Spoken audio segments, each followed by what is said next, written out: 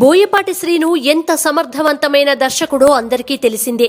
తెలుగు సినీ పరిశ్రమలో మంచి mass action ఎంటర్టైనర్లు తీయగల దర్శకుడు ఎవరంటే ముందుగా వినిపించే పేరు బోయపాటి శ్రీను. యాక్షన్ సన్నివేశాలు ప్రేక్షకుల నాడిని తాకేలా తీయడంలో ఆయనకు ఆయనే సాటి.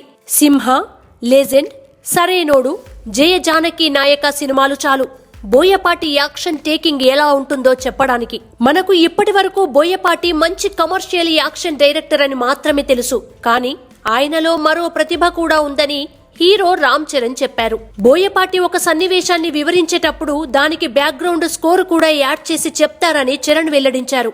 నేపథ్య సంగీతాన్ని బోయపాటి స్వయంగా తన నోటితో అందిస్తారన్నారు.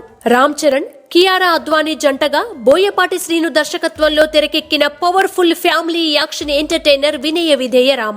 దేవిశ్రీ ప్రసాద్ సంగీతం అందించారు. డివివి ఎంటర్టైన్మెంట్స్ బ్యానర్ పై డివివి దానయ్య ఈ చిత్రాన్ని నిర్మించారు.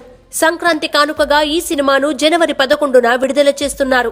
సినిమా విడుదల తేదీ దగ్గర పడుతుండటంతో చిత్ర యూనిట్ ప్రచార కార్యక్రమాల జోరు పెంచింది. దీనిలో భాగంగా హీరో హీరోయిన్లు రామ్ చరణ్, కియారా అద్వానీ మీడియాకు ఇంటర్వ్యూ ఇచ్చారు. ఈ ఇంటర్వ్యూలో బోయపాటిపై రామ్ చరణ్, కియారా ప్రశంసల వర్షం కురిపించారు. ఆయనతో పనిచేసినప్పటి అనుభవాలను పంచుకున్నారు. కియారా అద్వానీ మాట్లాడుతూ తనకు బోయపాటి కథ చెప్పినప్పుడు నిజంగా తెరపై జరిగినట్లే ఊహించుకున్నానని చెప్పారు. అంతలా బోయపాటి తనను కథలోకి తీసుకెళ్లిపోయారని అన్నారు. ఆయన సన్నివేశాలను వివరించేటప్పుడు నోటితో బ్యాక్గ్రౌండ్ మ్యూజిక్ కూడా ఇస్తారన్నారు. వెంటనే రామ్ చరణ్ అందుకొని బోయపాటి గారి ట్రేడ్ మార్క్ అది. షూటింగ్ లో ఒక సన్నివేశాన్ని చిత్రీకరించేటప్పుడు బ్యాక్గ్రౌండ్ స్కోర్ వస్తుంది, నేరేషన్ అప్పుడు బ్యాక్గ్రౌండ్ స్కోర్ వస్తుంది.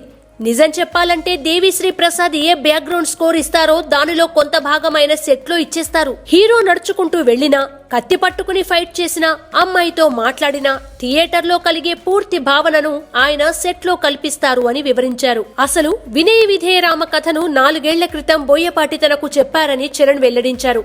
మధ్యలో రంగస్థలం సినిమా చేయడంతో ఇంతకాలం వేచి చూసి కథను మరింత అందంగా తీర్చిదిద్ది తనతో సినిమా చేశారని చరణ్ కొనియాడారు. చిట్టిబాబు పాత్ర నుంచి తాను త్వరగా బయటపడడానికి కారణం కూడా బోయపాటేనని చెప్పారు. ఆయన రామ్ పాత్రని తీర్చిదిద్దిన విధానం, ఆ పాత్రను తనకు వివరించిన విధానమే తనను చిట్టిబాబు పాత్రలో నుంచి బయటకొచ్చేలా చేసిందన్నారు. ఆయన కథను నేరేట్ చేసినప్పుడే ఈ సినిమా చేయడానికి నేను సిద్ధంగా ఉన్నాను అనిపించిందని చరణ్ చెప్పారు.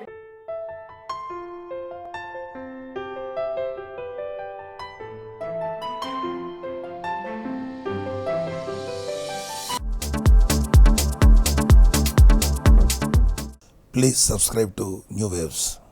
ఇలాంటి మరిన్ని మంచి వీడియోలు కావాలని కోరుకుంటున్నారా?